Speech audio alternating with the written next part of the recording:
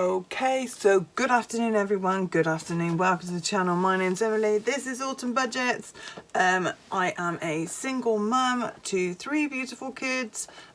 Today we are going to do something a little different. Usually I'm cash budgeting, we do savings challenges, we do all sorts of things for the cash stuffing system, which if you're new here and you're just here for the prepping, really works, by the way.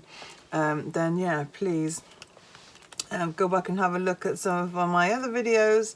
But yes, today we're talking about prepping now.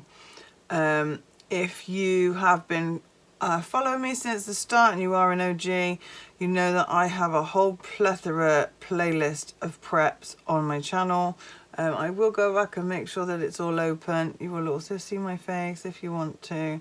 Did lots of face-to-faces during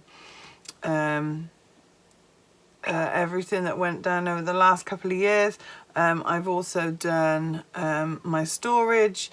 I also showed you my kitchen storage. I also showed you how to seal Mylar bags, all sorts of things like that. I've done prepper hauls. So yeah, if the playlist is not available, I will make sure that it is. Excuse the dog in the background, he is snoring. So yeah, what I'm going to do is, this is going to be literally like just a voiceover maybe. I've got nothing to show at all. It's just going to be a quick talk, just 5 simple points. So yeah, you can put me on in the background and do something else. I know a lot of you do that, by all means. So first of all, we need to ask ourselves, what is a prepper? And basically it's just someone who prepares for something.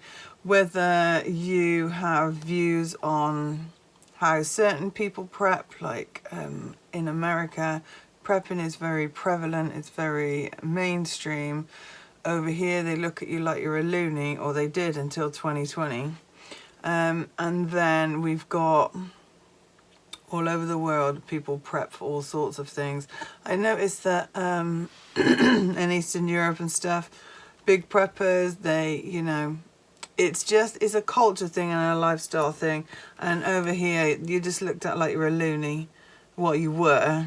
So yes, I have been prepping myself since 2017. I'd say 16, maybe 17.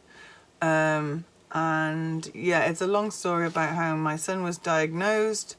He's very physically disabled. He was very little at that time. But yeah, just the Lord put me on the path of prepping and having extra things. So yeah, that's how I started. But basically a prepper is just someone who prepares for something. Why should you prepare? Well, it is entirely up to you, obviously. If you prepare, I prepare to continue the way of life that I want now. Whatever life throws at me, I want to make sure that I've got enough for the needs of my family, and that is the only reason I do it. I don't do it for myself, I do it for my family. I feel like these days we're very, oh, let's just pop down the shops every day. Maybe not so much now with the cost of living. And also that's a good point. Prepping is cheaper. Prepping makes cost of living slightly easier because you're buying foods or whatever you buy to prep at today's prices, which is obviously always going to be cheaper than tomorrow's prices. I think as well that there's a lot of prepper channels out there. You can go and fill your boots, but I got over prepper channels really quickly because they're all scaremongering scumbags. A lot of them are good, but there are some that are just doom and gloom, and apparently the world's ended like 500 times in the last 3 years. Or we've been on the brink of this and that and this and that, and it's just, yeah, make your own minds up about stuff like that. And yeah, I think a bit of common sense is needed when listening to maybe some doomsday things. But yeah, So that's that. What do we prep for? Well, this is a whole category on its own, and all I can say is it does depend on where you live, who's in your family. You might be on your own, you might, you know, might look after people like I do, you might have disabled people like I do. It is, and this is what you have to look at. If you're gonna start prepping, you need to sit down and you need to think about your family dynamic, if you have one, where you live, what sort of things are where you live. Like say here in the UK, there's been a lot of talk about blackouts and you know, electrical grid stuff, which personally I think is BS. They're just doing it to try and scare you to use less electricity. I might live to eat my words. I absolutely doubt if they start doing rolling blackouts like that. I know they did them in the 70s. I was very little when that happened, but yeah, I just think that you have to prepare for where you are. So power cuts up here. I live on the top of a hill. And we get power cuts quite often here. We had 5 last year. We've had 3 so far this year. Last year I had one that lasted from Thursday to Monday, which taught me a lot about what my preps did and didn't need. I also have a blackout box that I use if ever you use power. I have a video on that. Sorry, I'm so getting over a cold. Yeah, I have a video on that. I will link it down in the description box. It is just a basic video that I did a couple of years ago to prepare for these things, because I mean, I know some people in the country are very lucky, don't get them. We do. So that's something else obviously that I want to prepare for. What should you prep for? So I wrote a little list of things like emergencies, or power cut was one, job loss, weather, financial difficulties. This is, you know, this is no zombie apocalypse. It might as well be if you lose your job, or, you know, you lose your income, or, you know, for some reason, you know, you don't get as much as you thought this month, and then you can't pay the rent, or you can't pay the mortgage, or, you know, these are all things that you can prepare for, so you don't feel like you're panicked. Preparation gives you breathing space. That's the thing. When you're actually in that crisis, you are not thinking about what you should be doing and blah blah blah. You can't think clearly. So I would say that it gives you some peace of mind is what it gives you, because that's what it gives me. So we've got pandemics. See, everyone thought we were mental until the pandemic came. Can I just say as well that when everyone was raiding and fighting literally our local supermarket, they were fighting over toilet roll. I mean, come on, you can't even eat toilet roll. That's the thing. You know, there's other things you can use with toilet roll. Meanwhile, lots of foodstuffs were being left behind. I didn't go into our local, I don't think we went out for 3 weeks.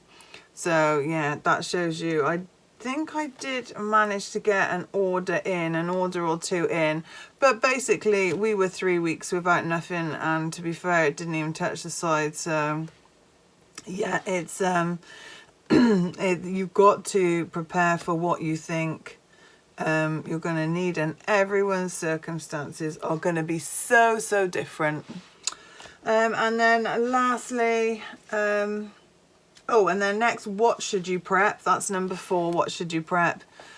You prep for what you think you need. I have medical supplies, because up here, there's no bus service, basically. There's no public transport. Luckily, we have a little car now, a nice little car now. But if we didn't have that, I would be relying on Amazon and that sort of thing. Amazon is obviously next day most places now. It is next day here. But I don't want to be in a position where I can't strap Oscar's legs up because I've got no tape left, or, you know, we run out of stuff because I haven't planned in advance. I'm not talking about stockpiling hundreds of millions of pounds worth of food, or, you know, medical supplies or whatever, but having a decent amount so you know that if something happened or Oscar was ill or in hospital, that it wouldn't matter. We'd still have what we needed, and that is the main reason that I started prepping. Yeah, so, and what should you prep? Well, if you're talking about food, and I would definitely say get some water as well. I know water is bulky, it's a pain in the arse, but one of those 2-litre bottles is drinking water per person per day. That's one of those. That doesn't include washing up. That doesn't include anything like that. Make sure you include your pets, even if they're snoring so loudly on the floor that they're shaking the floorboard. Bless his heart. But yeah, please do. Sorry, I'm knocking it now.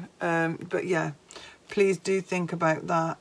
It's worth having just a few on hand in case you needed it. I know that there was several water scares this year, especially down on the south coast. I know that there was something nasty going around. They told you to, I think, did they tell you to boil the water, or was there like vans?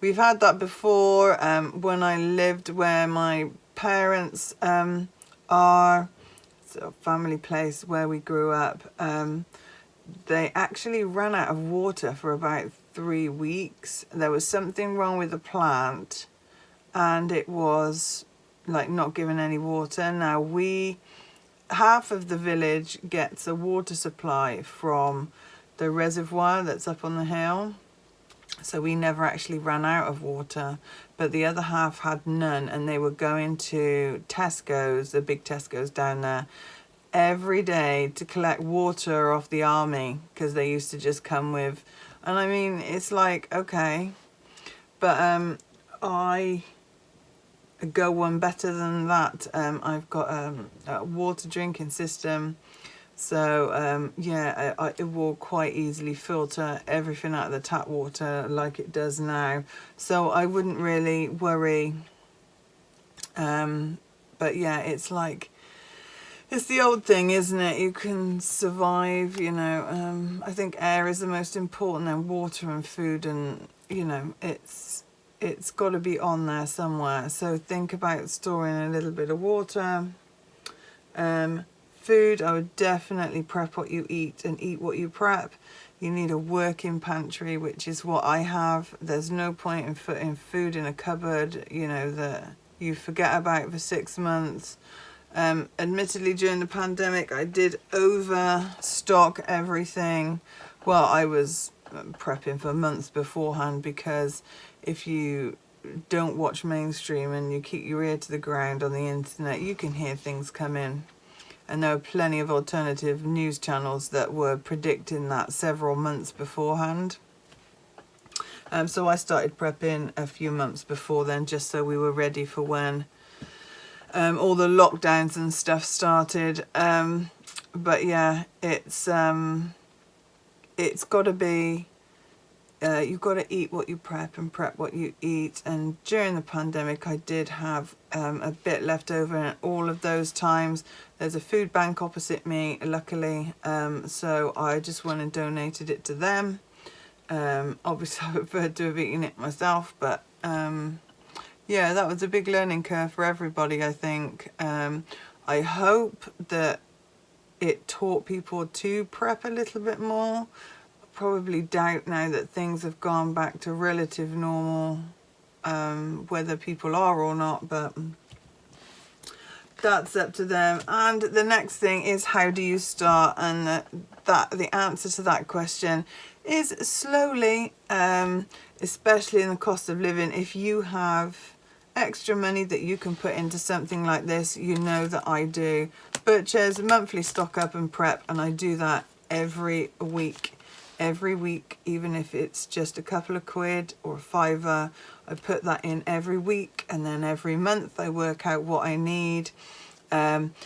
If you want to work on a monthly basis, say this month you work on food, next month you work on water, and then the month after that you work on medical supplies, you know, lights and torches and blackout things. You concentrate on your blackout box, and then the next month, you know, you do garden things and things like that. It is entirely up to you. It depends how much money you have, how much income you have coming in, a disposable income that you can spend on this.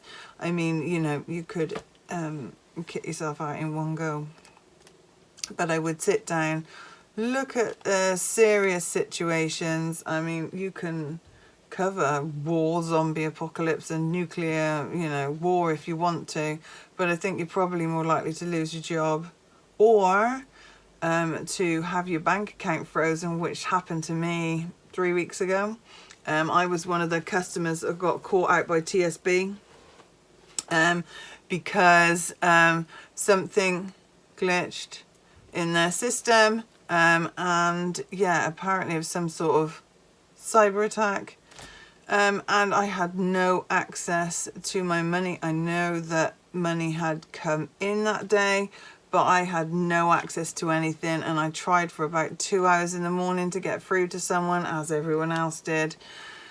And then they just, you know, had messages, oh, well, it'll be done, it'll be fixed tomorrow, or it'll be fixed by the end of the week. And then, you know, as the barrage of abuse came in, I think they changed it to the end of the day. And I think it was literally, they'd fixed the problem by 11:30 and my stuff was back in. But still, for that time, if you rely on your bank account, you had absolutely no money. And actually, that was the same day that I had to go and pay for the car. But I did take it out in cash first. So, you know, I'd say as well, have a little bit of money at hand if you can. Obviously, I can pull stuff out of here if I want to. But basically, I think there's just all of us budgeters that will be watching this video. So, yeah, we already have a little bit of money at hand. But I would think about where you want to keep your money, what you want to do with it. Yeah, so I hope this has been helpful. Whether you start, you know, one can at a time, one bag of whatever at a time, one bottle of water at a time, you'll be amazed how you will just go and then pick it up and say, you know, not very often now they don't get buy one get one free, do they? But you know, if you like get one, if you got one that's half price, then get two, so it's like, and then put that second one away. That's how I did it, that's how I do it now. So when something, you know, is on offer, I'll buy two because that'll make up to one. So yeah, and then I'll just put that second one away. Also, my mum had a bit of a crisis a couple of years ago, was able to bless her with a big box full of stuff to keep her going until yeah, she could get herself sorted out. So I mean, it's not just about that, it's like being prepared for your family. So, you know, depending on where your priorities are, perhaps you're on your own. There's no harm in getting yourself some extra things. And yeah, I mean, toiletries and things like that, it is entirely up to you what you decide to prep for. But like I said, instead of a zombie apocalypse, which is apparently a good one to prep for if you're going to do proper stuff, because then apparently it prepares you for everything, which I suppose it does. But yeah, see what suits you, see what tailors you, and yeah, let me know what you have prepped if you are prepping. I know a lot of people said that they were going to. Where should they start? I hope I helped. Please put any questions down in the description box. I will get back to you. But yeah, I hope this was interesting. I've got reallocation of all my savings challenges, and I've got my new month weekly cash stuff in. For me, I go middle month to middle month, so we are now in a new month, which is nice. So yeah, I will be doing that Saturday and Sunday, reallocation on Saturday. I've also got some really surprising happy mail, and I can't tell you how pleased I am, but I will reveal that tomorrow as well. So yeah, please don't hesitate to contact me if you need any further help.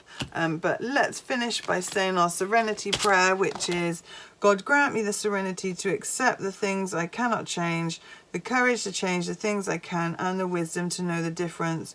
God bless you and your families. I hope you do prep in some way for whatever you think your family emergency would be. And I will see you tomorrow for a reallocation. Love you all. Have a good weekend. Bye. Bye.